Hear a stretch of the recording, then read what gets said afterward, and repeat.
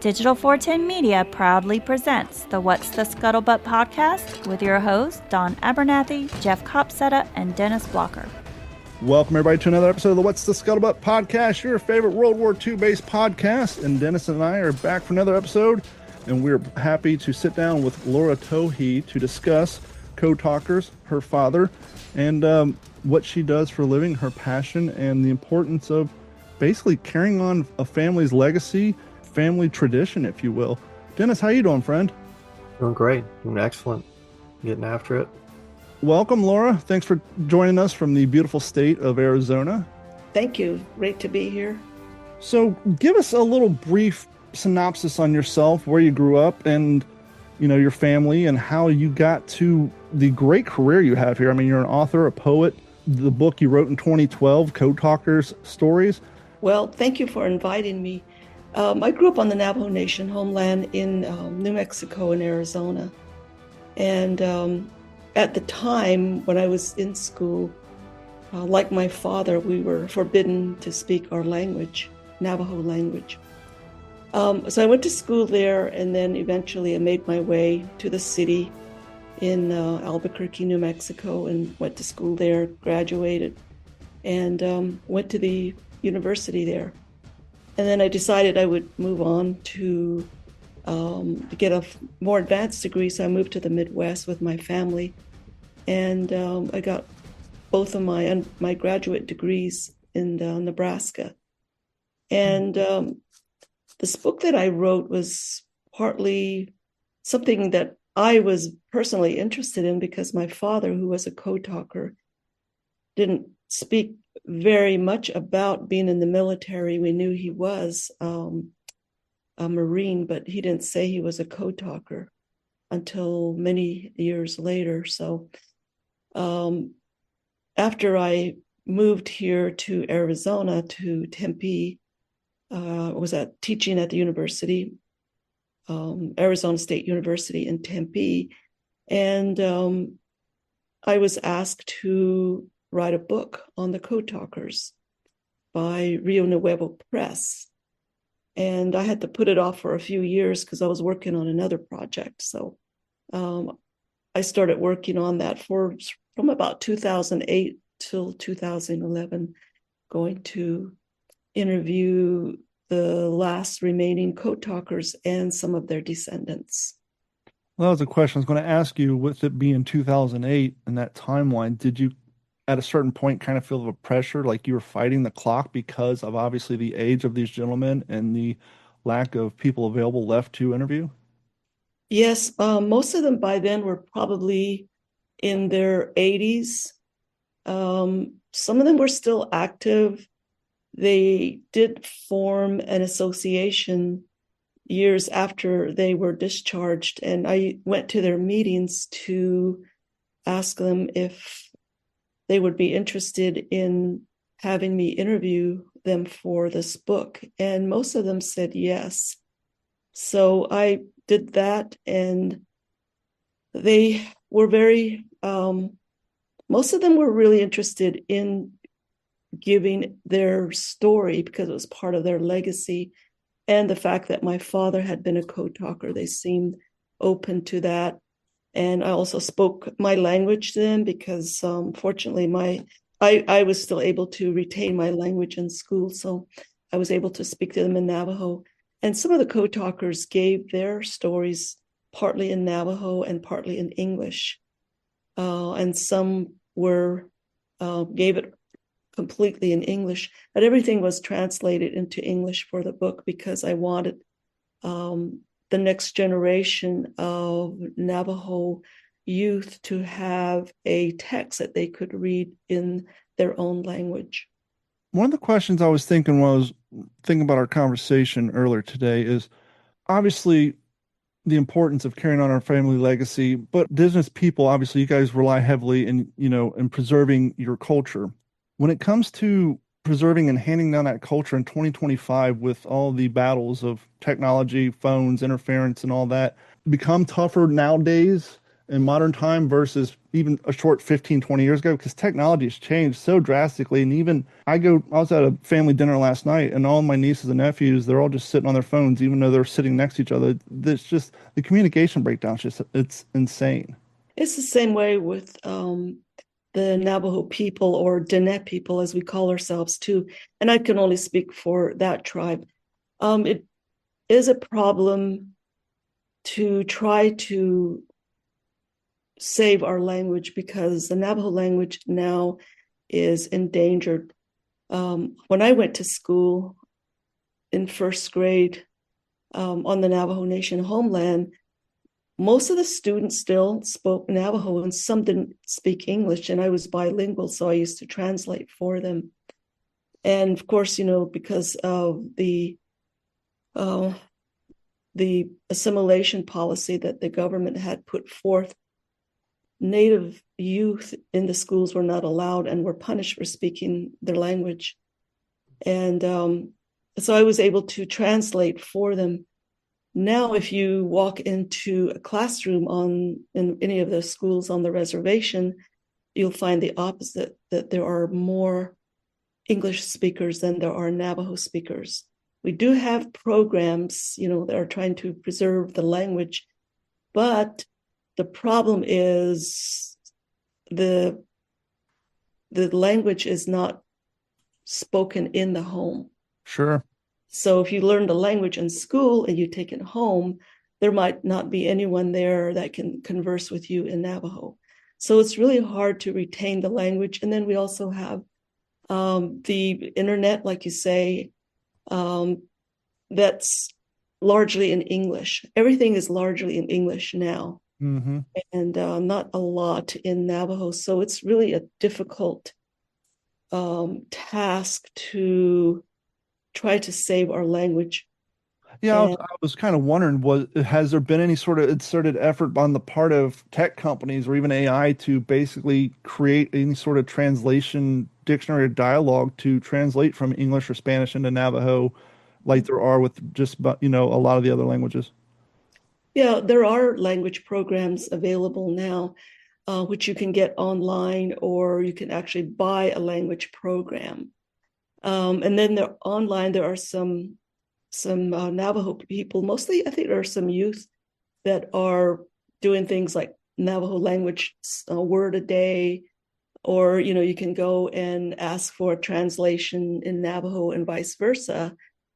But still, it's very difficult to try to wholeheartedly grasp this language, because it's so different than a Yeah. Western language, and the pronunciation is difficult for a lot of non-Navajo speakers, even Navajo speakers that don't speak the language. The speaking is difficult, because it's not anything like English. But there are others, that are some of the other Navajo people are trying to keep the language alive, keep it going. But like I said, it's a very difficult task. I'll be honest with you. I was surprised when you said that when you were in school, there was still the prohibition on using your language. We knew about when your father was in school, and prior to that, the government restrictions on that. I guess naively, I would have kind of assumed that after the war and the use and the contribution of the Navajo people towards American, the government and the code, that they would lax up on that. But then in my mind, I'm like, oh yeah, the old phrase runs at the speed of government. So it makes perfect sense that they wouldn't have quickly turned around and changed those policies anytime soon. Yeah, and I think that's the ironic thing, because when my father was in school, he wasn't allowed to speak Navajo. In fact, he ran away from his school in Santa Fe, and then he went into the service, and then he was a code talker. And when I interviewed some of the code talkers, they were astounded that in school they were told not to speak the language, and then they got into the Marines, and then they were told, now you're going to develop a language that you can use as a code. And they were astounded because on the one hand, they were coming from an institution that was punishing them for speaking Navajo and then moving into the military where they were told, you're going to speak your language. So when my father entered the service, he was still coming from those kinds of schools. Then when I entered schools in the late 50s, that policy was still in effect. And it's largely a result of these residential schools that we've lost our language. Now, I don't want to paint a wide swath because I don't know. I know some of those schools were heavily religious based, and not only did they not want you to speak your language, but they didn't want them to practice their religion and their cultural beliefs. Were most of the schools that way, or was that just a select few? Most of the schools were like that. It was the government and parochial schools that were on the Navajo reservation at the time, and both schools worked to erase indigenous culture, language, spiritual beliefs. Even the names were changed.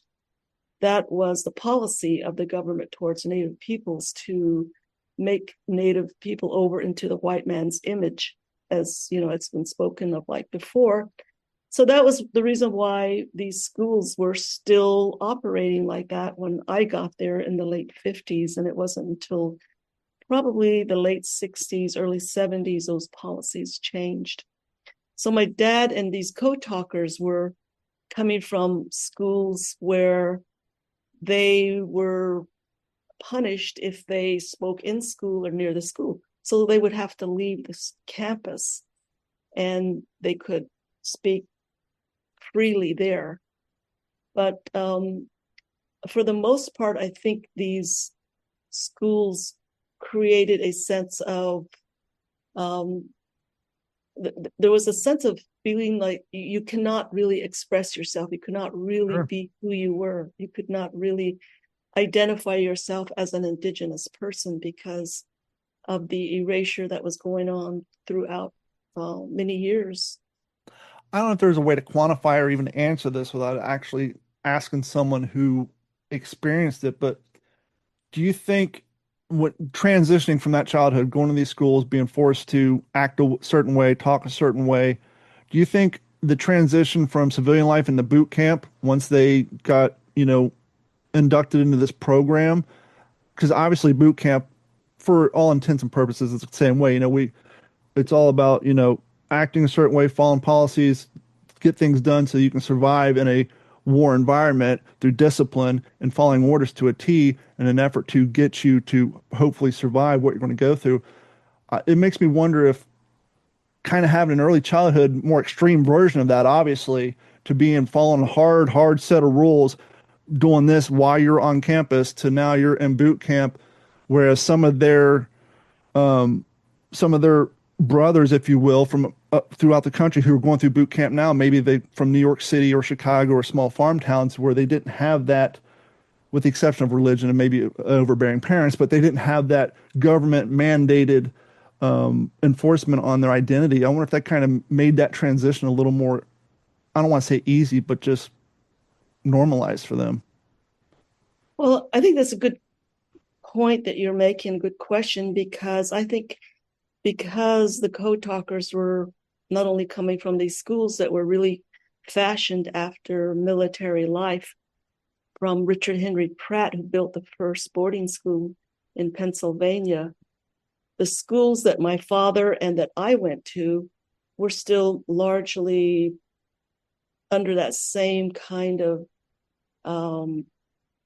instruction and same kind of discipline, the same kind of doing things in a military way. So I remember when I was at the Albuquerque Indian School, we had a bell that would ring at 6 a.m, and we'd have to get up and go do our detail, as we call it. Some work in the kitchen, some work cleaning the dorm. And then we had to get ready for school, take a bus, come back. And it was pretty much regimented like a military institution. So my father, and I think some of the other code talkers, they were coming from backgrounds where they were already, I think, in many ways prepared for military life. For one thing, um, many of the families were very poor, so they didn't have much to eat. They didn't have much money, didn't have automobiles, so they were not able to go places like other, like people from outside the reservation could. So they were able to survive boot camp because they would be sent on, I guess I remember one of the code talkers talking about how he had to take a backpack and walk for miles without stopping, without food or without water. It was a really harsh training. And so because they were already coming from these backgrounds, they were already prepared in that way. And not only that, when they started to learn the code, there were over 450 words they had to learn and memorize. They could not have any kind of cheat sheets. Everything had to be stored up in their memory. And I think they used the Navajo oral tradition where stories and songs and prayers were memorized. And so I think in that way, they were also prepared for military life. And they also marched in school when they were in these residential boarding schools. They were already accustomed to marching. And I was in one of these schools in first grade. I had to march with my classmates from my classroom to the dining hall. Wow. And the principal put on a John Philip Sousa march over the over the loudspeaker. So I hear the needle scratching now.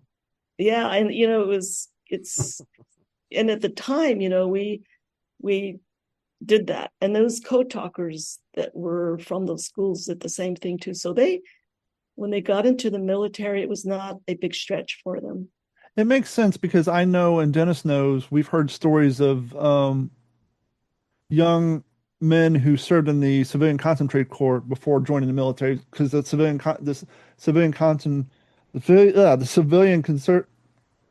conservation corps kind of had that same military aspect and leadership.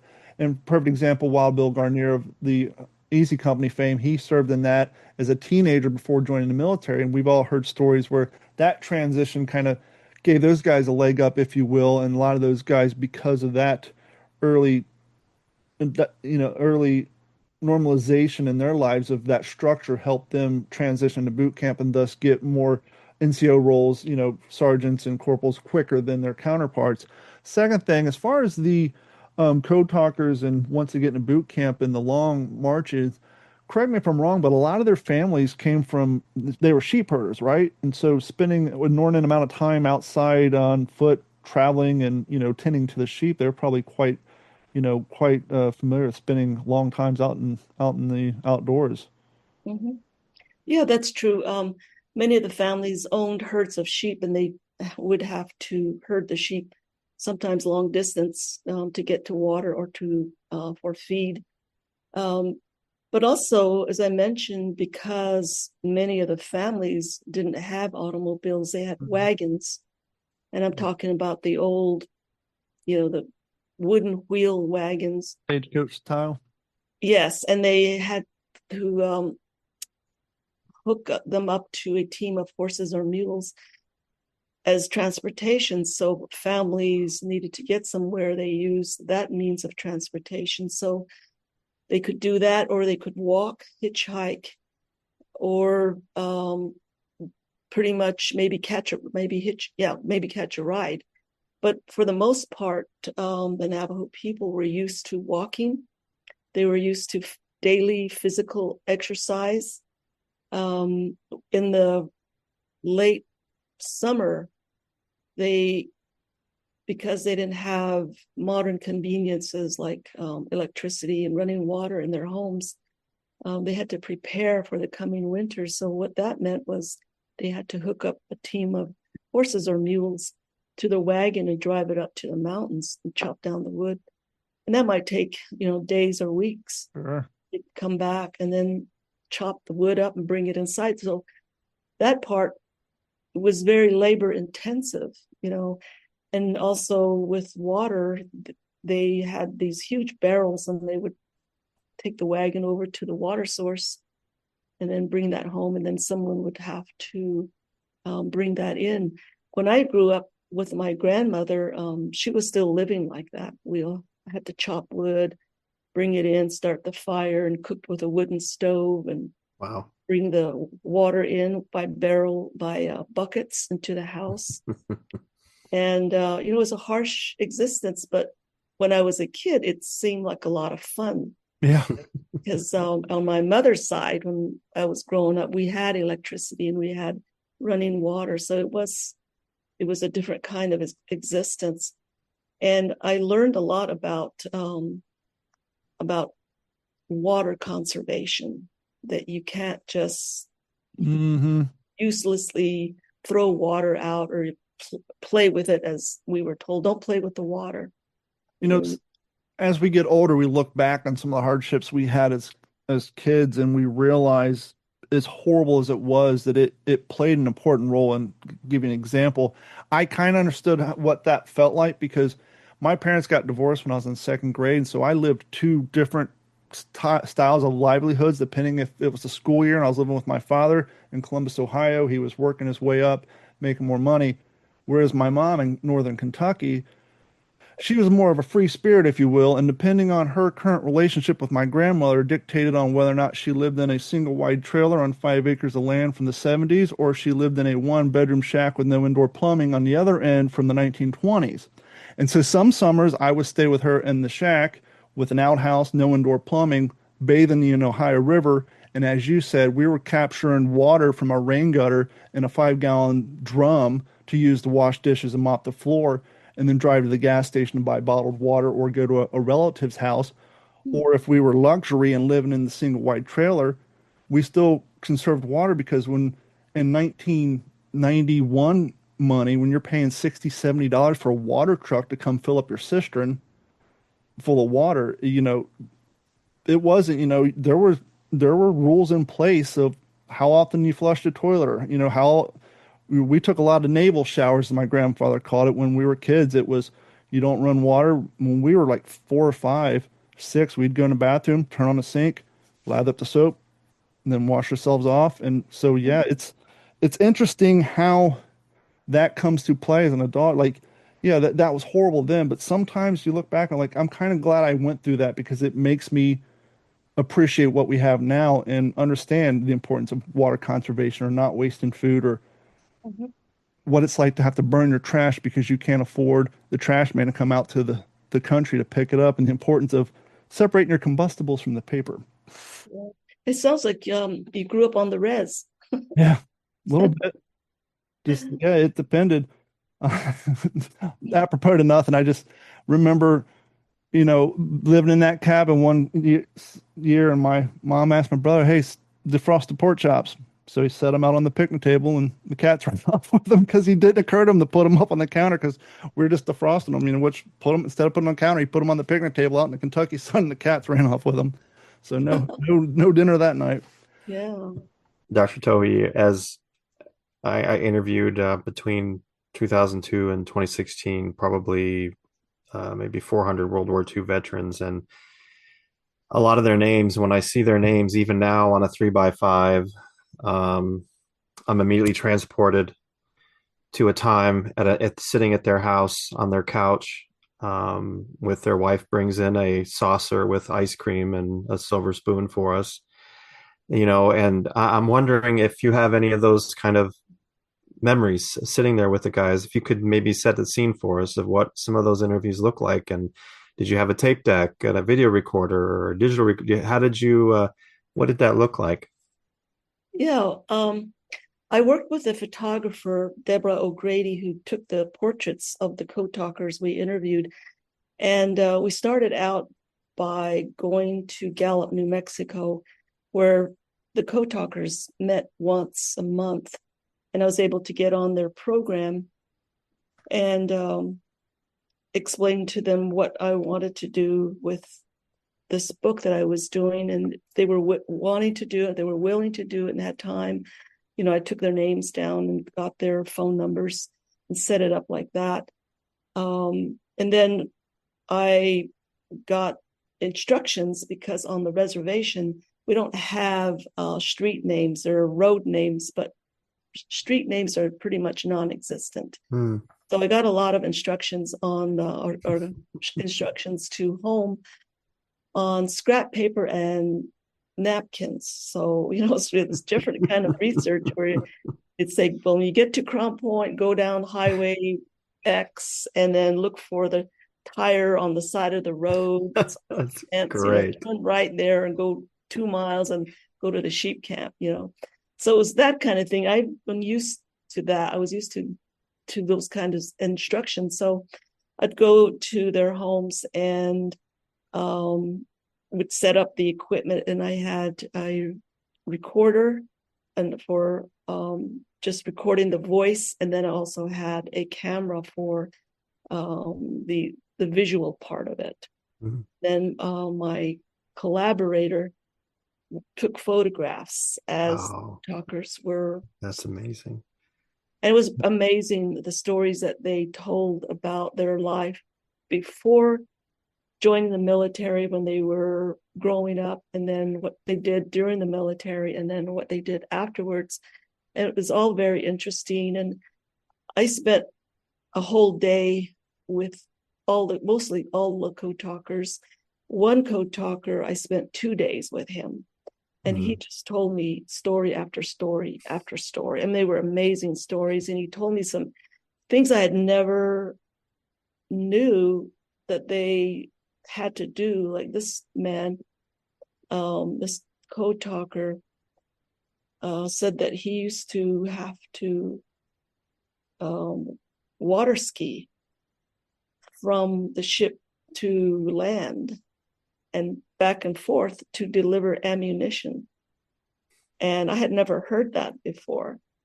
And he just told me all these amazing stories. So I spent most of the time, maybe several hours with each code talker, listening to their story and trying not to intrude in any way. Yeah. And the thing that worked best for me was when I went out to their home, and all I had said was, tell me a story about being a code talker. And that's all I said. And then they just started talking and talking and talking. And everything was transcribed at the end into English and to Navajo. And then as part of, a small gift to them, we gave each of them a color portrait. I think it was like a 4x6, or no, it's actually larger than that, maybe 8x10. I think it was pretty large. Forget the size of it.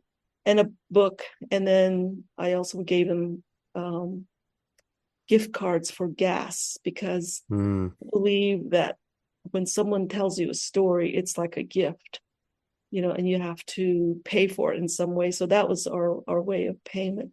And most of the code talkers were very gracious, invited us to their home. Unfortunately, only one code talker invited us for lunch. So we didn't get the ice cream or anything like that. But yeah, and it was very interesting.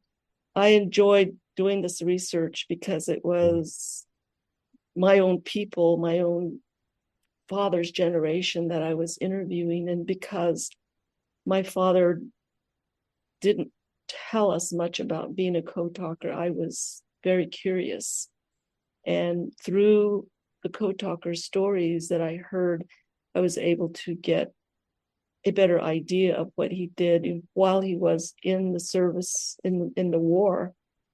And some of them talked about having to be in a foxhole for days filled with water, being shot at after they sent a message on the radio waves, and then having to sometimes to run alone to take a message to another officer. Things that, I wondered about my own father. And through those stories, I was able to get some idea of what my father did because I have photos of him when he first joined the military at 16. And then towards the end of the war, I have a photo of him and he just looks completely different. Mhm. Did he have to get your grandparents to sort of approve his early joining in the Marine Corps, or did he just go in? Well, my father was actually 16 when he enlisted, but there were ways around enlisting, and he was able to get his parents um, permission to enlist because there was a form that said that he'd written down that he was 17, and his parents approved that and said, okay, yeah, we'll let you join. So he was actually 16 when he was enlisted, but said he was 17. And I had heard the code talkers say there were others that did that too. It's such a contrast to think not only your father and his fellow code talkers, but we know across the world 16, 17-year-olds were signing up to fight for their particular government and homeland. And then it juxtapose that to nowadays, or you ask a 16-year-old to take out the trash and mow the grass, and it's just arguing and how different things are between then and now. Yeah, for sure. How does someone sign up, and fight for the country's one thing, but for a government who treated them the way they were? We discussed earlier about, trying to have your culture and your religion and your whole identity taken from you, forced from you through these schools to now, as you said earlier, the irony of, hey, that thing we didn't want you to do, well, we really need it now. How does one get over their own resentment and say, you know what, I'm down for this cause, let's go? Mhm.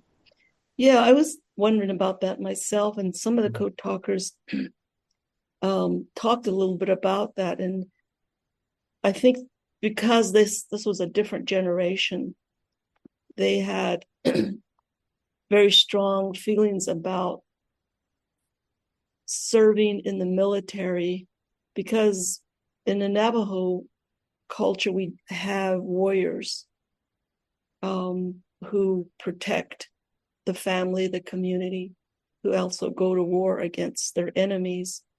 So that was already there. And I think from my father's generation, they talked about how they acknowledged that there was this very complicated um, relationship between the United States, what's now the United States, and Navajo people and indigenous people. But they still felt that they needed to help the country because they didn't want to be under another government. They didn't want the Japanese or the Germans to invade this land. And so they felt it was their responsibility. That's the main theme that I got from their reasons for enlisting, is that they felt their responsibility to enlist despite, the wars and the battles and the removals and colonization and boarding schools. They still felt it was partly their responsibility to help protect the land. And they spoke about it not in terms of, I went to war to protect the Navajo people. They were saying, I'm enlisted because I wanted to protect the country, and it's the people that live here.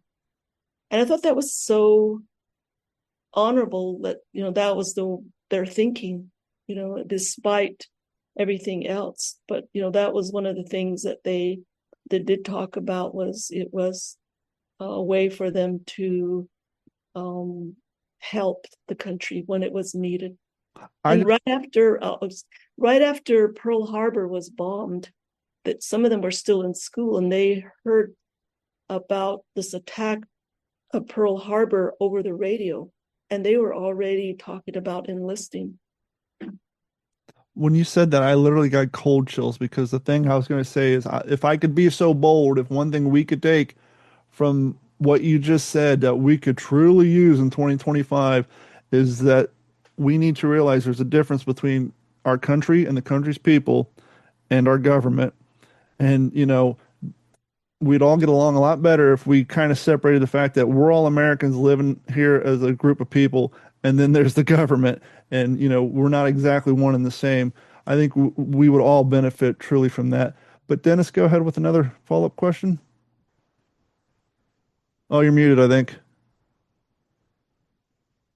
Yeah, sorry, I There you muted. go. No worries. The dog has been whining. But Dr. Tohe, have you read Empire of the Summer Moon? I'm sorry, speak that. Yes, it's a book called Empire of the Summer Moon. Oh, no, I haven't. It's a book written by an author named Dwyer, and it talks about the Comanche Nation and the Kiowa, and I'm in Texas, so that was fully covered by our history and growing up as kids, and they were very prominent in our history books. Even the names of some of the counties that we have, and streams and whatnot are named after them, and some of their leaders. Um, that book really, and I recommend it to folks, but it really touched my heart, and it was, yeah, you hear that sigh. It makes you, yeah, it makes you really think about a lot of things about um, the moment that the Europeans first set foot on the continent, that it was a done deal. And no matter from what happened from that point on, unfortunately, the word was out, and it was over at that moment. And it's just, it's such a great read about the struggles and the fighting to maintain their identity and to against just insurmountable odds. And then yet, when it was all over, the ability to dust off and say, okay, well, let's build something great. And I couldn't help but when I would watch Adam. I worked in the emergency room for 23 years, and everybody who's listens to the podcast probably right now is rolling their eyes because I talk about this a lot. But it's a very important to me, especially when I'm dealing with PTSD and all the World War II guys that I interviewed, and I would ask them about it. And I think the fact that my grandpa was with them in these campaigns probably helped. But also, I would be very open with them about the fact that I had worked EMS and emergency room trauma team for 23 years. And I had seen a lot of death, and more than most people ever will. And I would talk to them openly about my struggles with PTSD. And I couldn't help but reflect on when you were talking, and you were talking about the walking all the time, walking here and walking there, and how that was part of the culture. And I remembered Ira Hayes, who had walked all the way to South Texas to talk to Harlan Block's mom, and just to tell her that he was in the picture, and the ghosts that Ira had to face, and the PTSD that he dealt with, and how the time that I saw Flags of Our Fathers, how it didn't really touch me in the way it did until I had my own battles with PTSD and almost taking my life. And then seeing Flags of Our Fathers and seeing Adam Beach just, I got full goosebumps right now. I mean, his portrayal of Ira Hayes, it just makes me even cracks in my voice right now. It's beautiful, and it makes me think about your dad and those guys and the character of those men, real men who stood up for a country like Don was talking about, and they put it all on the line. And I just have so much admiration for them, and I can't help but be proud of you, Dr. Tohe, for fulfilling your family's tradition of carrying on the oral history. And you took it to the next level, and now it's preserved for all time. And no matter what happens now, it's preserved. And I, I'm very, very proud of you because I know how much work it is and how much time it takes. And I know that you get immersed in it. And I know you fall in love with the guys and then they pass away. I know that responsibility that's on you. And to this day, it's been all those years and you're still telling that story. And that just gives me goosebumps. I appreciate you very much and what you did and continue to do.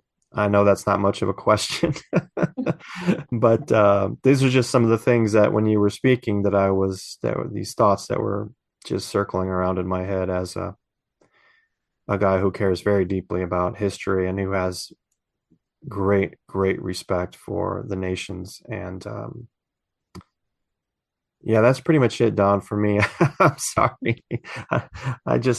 I'm such an admirer of what you've done, Dr. Tohe. And Oh, did your thank dad you. ever get to see your final product? Did he get to see?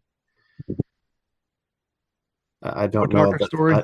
Yeah, I don't know My that part of the father, story. my father passed in 1994, Okay, so so he no, he was not didn't. able to. Yeah. And yeah, if he had still been alive, I would have interviewed him. Um, but I wanted to comment a little bit on the history that you were mentioning. This history of the code talkers is pretty much not known very much. Yeah. And this is not, I mean, this is really part of the way I think I grew up as well. In school, if we had history, there was maybe a paragraph or a page, 2 pages on Indigenous history. So I didn't learn anything about military history in this case because there was nothing there. Our stories were invisible. And now it's with DEI, last spring, the links to the code talkers, the Tuskegee Airmen, and the service that women gave were removed from the Department of Defense. And that was just unbelievable I because I knew nothing about that. I'm completely shocked at, that the assumption would be made that the Tuskegee Airmen and Code Talkers was a DEI yeah, policy. That's insane. yeah, it is. I Heartbreaking. mean, it was pretty, it was something that was really hard to believe because many of the people of color and women who contribute service to this country, their stories were completely taken off the Department of Defense. Wow. And there were people, including myself, that let others know, and we voiced our feelings about this, and some of the links were put back on there. That's something. But the way that I think that we feel is that, our stories were pretty much non-existent, or there was just very little there, and then to have those links removed was another way of erasure, not just Yeah. language, but military service erasure for Indigenous peoples. And also, the PTSD, I think, is also a big part of military, the military families, I think, because I think when we talk about PTSD, I had two brothers that were in Vietnam. Well, one of my brothers was in Vietnam. He was special services, and his job was to parachute into the jungles where Agent Orange had been sprayed. Oh, Goodness wow. gracious. And another brother served in Germany. He didn't go to Vietnam. But my brother that did jump into the jungles suffered greatly from PTSD.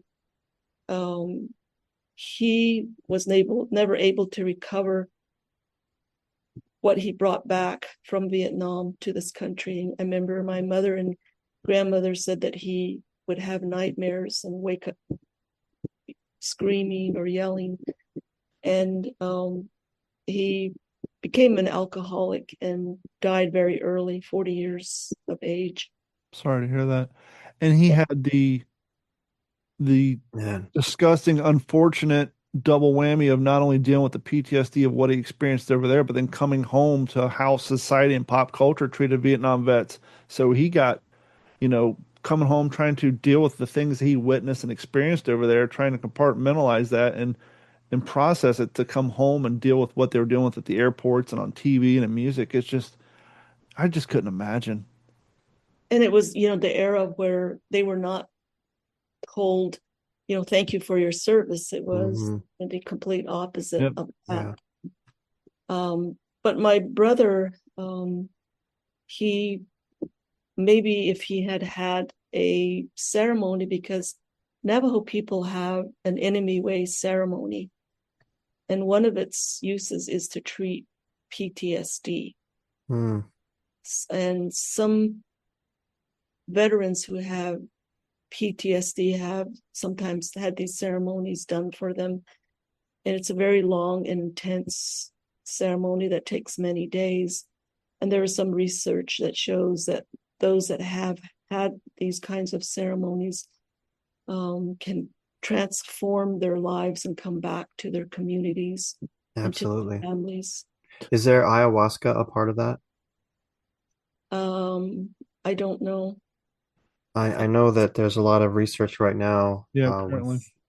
with ayahuasca and the the indigenous use of that, and how that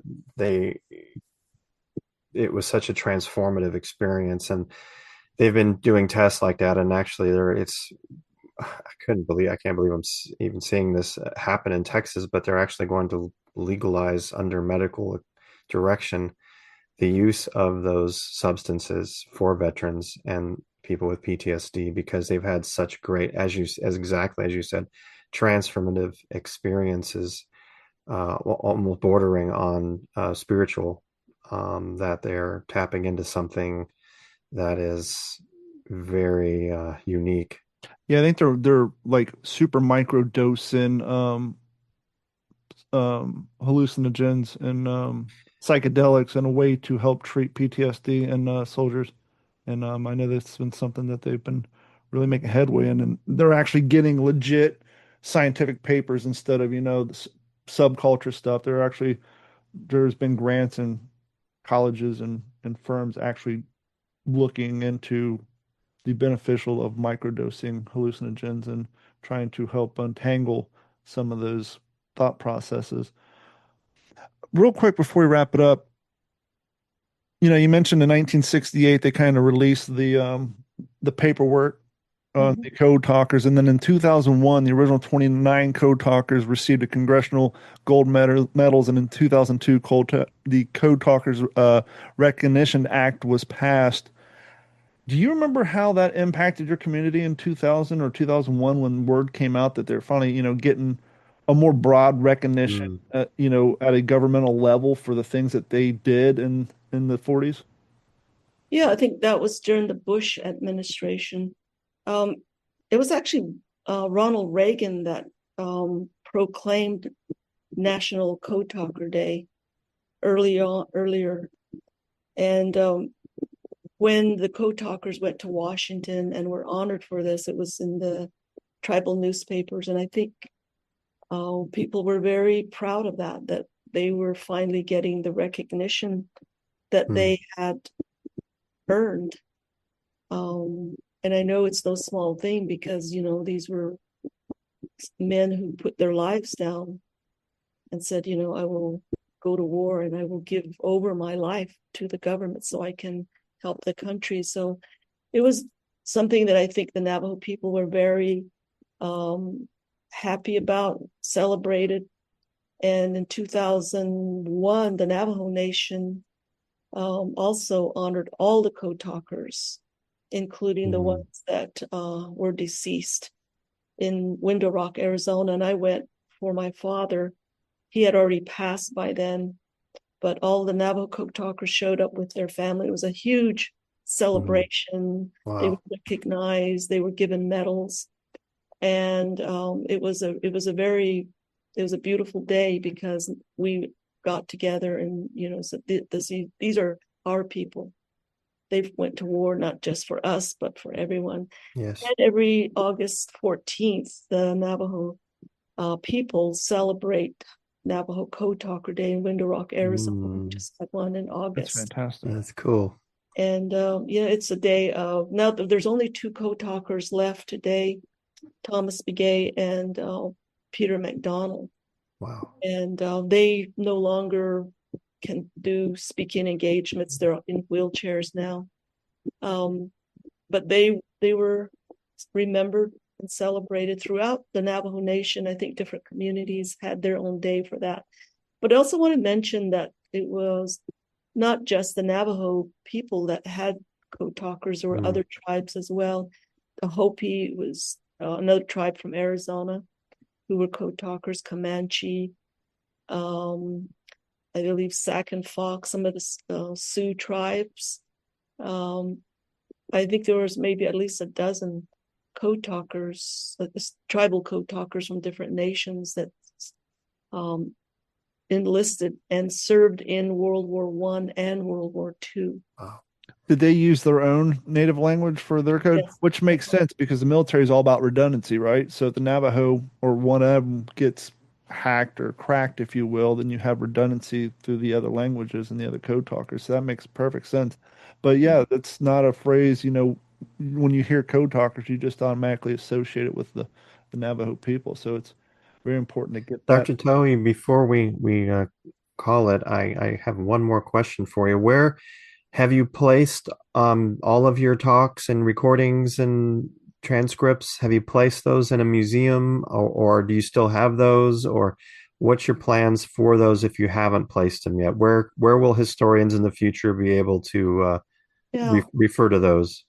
Well, since I was a professor at Arizona State University in Tempe for many years, I'm planning on donating my papers Hmm. to the university. Um, I was asked to donate them to one of the museums in Washington, D.C., but I think it was a little too far for some Native peoples to go to Washington or people that were Mm, interested. yes, So I thought it would be better to just donate the papers locally. So that's probably what I'll start working on. And yeah, so people will be able to see this research, um, the written text and the oral text, and then the visual text that will be that's located awesome. there. That That's makes perfect perfect. sense to keep it close Yeah, to home opposed to, making people travel to see it. yeah, Yeah. that's awesome. Real quick, one last question. No Parole Today, the book you put out in 1999. I know it addresses some of the boarding school experiences. That's that you won a poetry award for. Was that based on your boarding school experiences and the things that you went through? Yes, that was me. It was I've spoken from the viewpoint of a young girl who starts out in a boarding school on the reservation and then goes to a boarding school off reservation in Albuquerque, New Mexico, in the 60s and late 60s and early 70s. Yeah, that was largely my story, but it's really a larger story of not only just my life, but other students who were there and what we went through in these institutions that were willing or wanting to wipe our identity out, as I mentioned earlier. Mm, man, goodness. Oh yeah, and that is also available on Amazon. So for those y'all listening, obviously you want to pick up the Code Talker stories, but if you want, we've mentioned it here and then on previous episodes about the boarding schools and all that. So if you guys want to get a firsthand account of that. Even it still surprises me that that was still going on in the 50s, in the 60s. Oh yeah. It's just Mhm. once again, it's the speed of government. And I can imagine that the policies on reservations weren't really at the top of government's mind on things to update and to review. I'm sure a lot of stuff were probably holdover from 20 years prior to whatever current date you were looking at stuff. So yeah, check out No Parole Today as well. That's on Amazon along with Code Talker Stories. Thank you so much. We've greatly Yes, enjoyed thank you this. so much. And if you Thank have you for thank you for inviting me. I appreciate this opportunity to share what my father and the code talkers did during World War II. That's awesome. Yeah, one of our listeners reached out to me on Facebook, said, with the exception of the movie that we're not big fans of, you guys really need to do some context and do some shows on code talkers. And so that's what we've been trying to do to help get the word out there. And thanks so much for bringing up the fact that the code talkers and the Tuskegee Airmen and some of the women's auxiliary pilots links were taken down off the Department of Defense. I had no idea.